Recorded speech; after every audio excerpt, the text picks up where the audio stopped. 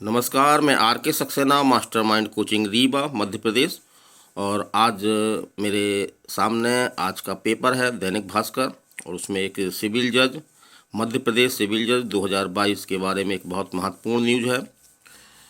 तो चलिए हम बात करते हैं। जैसा कि हमको मालूम है कि मध्य प्रदेश सिविल जज भर्ती नियम 1994 में हाल में ही संशोधन किए गए हैं, और उस संशोधन से काफ़ी परेशानी हो रही है बच्चों को।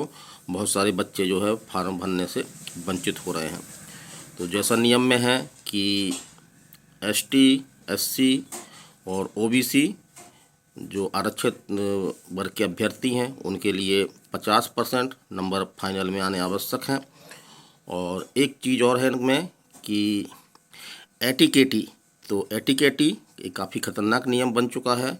कई लोग बच्चे फार्म भरने से वंचित हो रहे हैं किसी कारण से। अगर वो किसी भी first year, second year final में या किसी भी ईयर में किसी सब्जेक्ट में अगर वो पूरक आ गए हैं और पूरक परीक्षा लेकर उन्होंने पास कर लिया है, लेकिन ये एंटीकेटी नियम में फंस जाते हैं और ये सिविल जज का फार्म नहीं भर पा रहे हैं। तो इसी तरह का एक मामला आपका आया है। कुछ हाई कोर्ट में कुछ रिट पिटीशन जारी हुई हैं, मध्य प्रदेश हाई कोर्ट में दायर की गई हैं, और उसमें एटीकेटी नियम को जो है वो चुनौती दी गई। लेकिन न्यायालय ने एटीकेटी नियम को तो खारिज नहीं किया है। लेकिन एक बच्ची है आपकी वर्षा पटेल, उसे एटीकेटी नियम होते हुए भी, लागू होते हुए भी उसको जो है वो सिविल जज 2022 में फार्म भरने की अनुमति प्रदान की गई है। दरअसल उसके साथ हुआ क्या, तो उसने जो है वो फर्स्ट ईयर एक कॉलेज में किया, और उसके बाद उसने सेकेंड ईयर और थर्ड ईयर दूसरे कॉलेज में किया। इस कारण से उसको जो है वो कुछ अतिरिक्त सब्जेक्टों का एग्ज़ाम देना पड़ा, जिसके कारण से उसकी जो है वो एटीकेटी आ गई।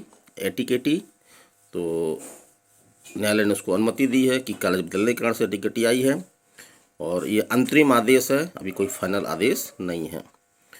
तो जो भर्ती नियम है 1994, उसमें जो नियम जोड़े गए हैं वो वास्तव में काफ़ी लोगों को प्रभावित कर रहे हैं, जिसके कारण से वो मध्य प्रदेश सिविल जज 2022 का एग्ज़ाम नहीं दे पा रहे हैं।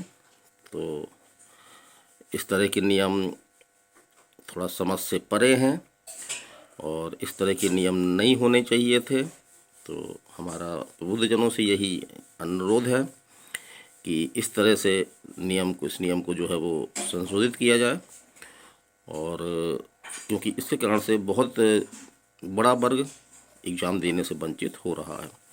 दरअसल क्या होता है कि कभी कभी हम किसी कारण से, बीमार होने के कारण से या किसी अन्य कारण से जो है किसी एक सब्जेक्ट में पूरक आ जाते हैं। इस स्थिति में एटीकेटी के नियम में हम जो है वो आ जाते हैं।